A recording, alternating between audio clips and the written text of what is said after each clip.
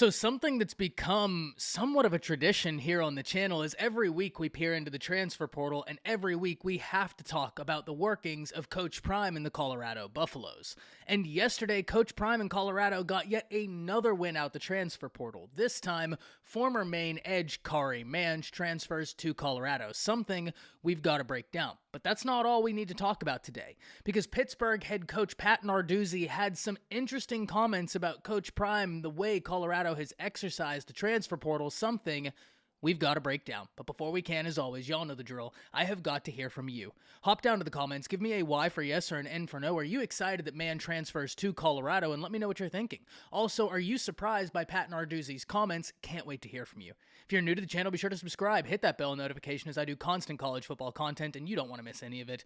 And if you enjoyed the content, be sure to like and comment down below. Those interactions seem small, but they are massive to content creators such as myself, and both getting picked up and maintained by the YouTube algorithm. But having said all that, let's jump right into this. And let's start with the new addition Colorado got along that defensive front, because this edge room for Colorado is one we've talked about extensively through these videos. Jordan Dominic is someone who I think is going to be a really impactful addition for the Colorado Buffaloes. We look at not only what he did at his first stop, but whenever he got to Arkansas, he really flourished. And Colorado fans everywhere are hoping that production carries over from the Razorbacks to Boulder. But now you add in more depth. Kari Mange transfers from Maine to Colorado, and he just got done having his most productive season. And one of the things we talk about all the time in relation to the transfer portal, Kari Mange exemplifies. Not only do you get college football experience, you get eligibility as well, as he only has 2 years under his belt, 2 years remaining. I think this is a good addition. You get to build depth, you get someone with legitimate college football experience, and you have someone that has eligibility. And the name of the game along that defensive front is depth.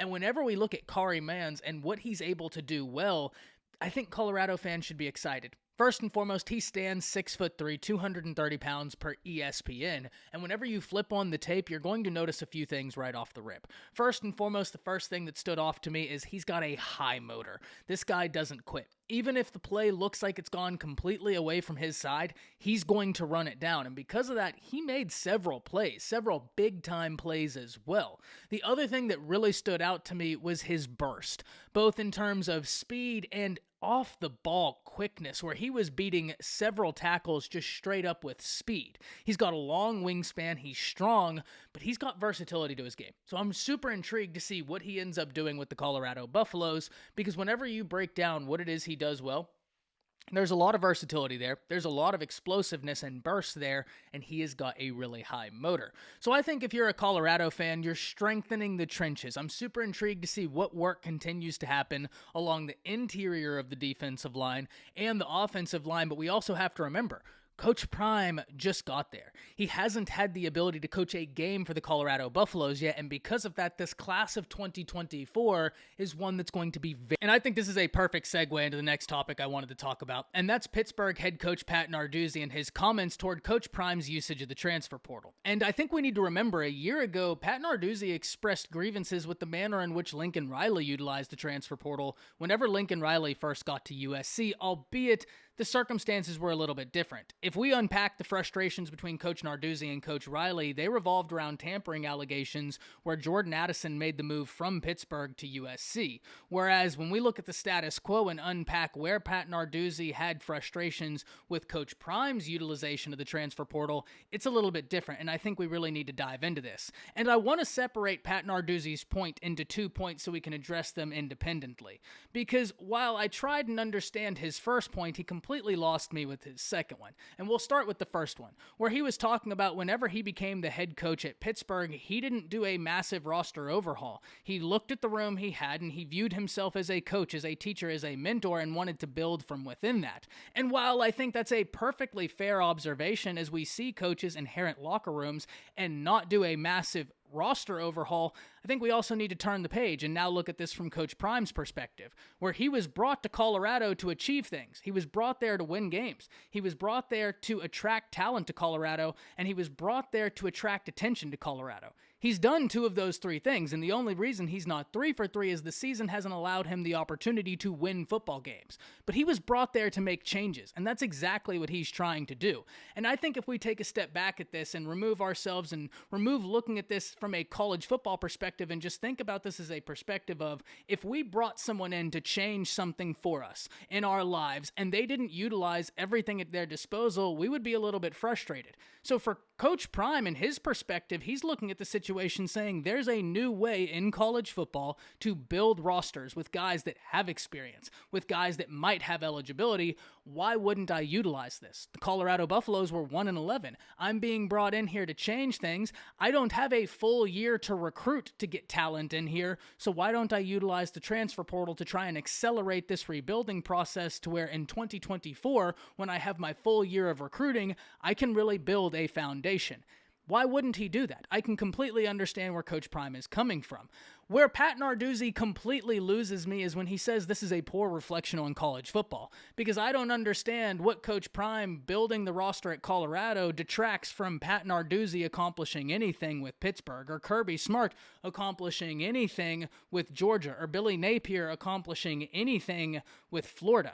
That's just Coach Prime's way of turning over the roster he had to try and change Colorado.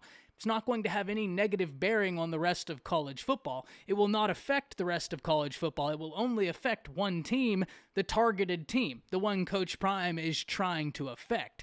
So I thought it was really interesting the approach Pat Narduzzi took. I can understand if you're a coach, you're a mentor, you've been in the game for a long time, and you might be a little bit uncomfortable with a massive roster overhaul. I think that's fair, but I also err on the side of looking at this from the other perspective and saying, hey, I was brought in here to change things. Why wouldn't I utilize everything in my power to change things? And in that vein, I completely understand Coach Prime's utilization of the transfer portal, and I don't think Colorado is mad at it. I think a lot of people have these conversations because of the number of guys that have both transferred out of Colorado and transferred to Colorado.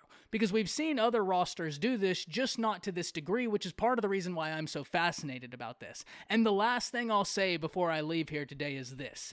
My roommate played college football, and one of the things he told me is he went to a college where people would transfer to from bigger institutions. And he always said he was surprised how many of those guys had quote-unquote exit interviews with their head coaches, where their head coach pulled them in the office and said, hey, if you want to stay here, you're more than welcome, but you might not get the opportunity to play college football here. And if you want to get playing time, you may want to look elsewhere, because I don't want to burn your 4 years of eligibility and you never get the opportunity to see the field. You can compete here, you can stay here, but it's no guarantee you'll ever see the field. It was a lot of guys that had those uncomfortable conversations, so make no mistake about it. The uncomfortable conversations are not simply relegated to Colorado. They happen all around college football. It's just there's a magnifying glass right now with Coach Prime and his inheritance of the Colorado Buffaloes. But that's exactly why he's attracted so much attention there. I can't wait to hear from all of you. Hop down to the comments. Let me know what you're thinking. That's it. See you.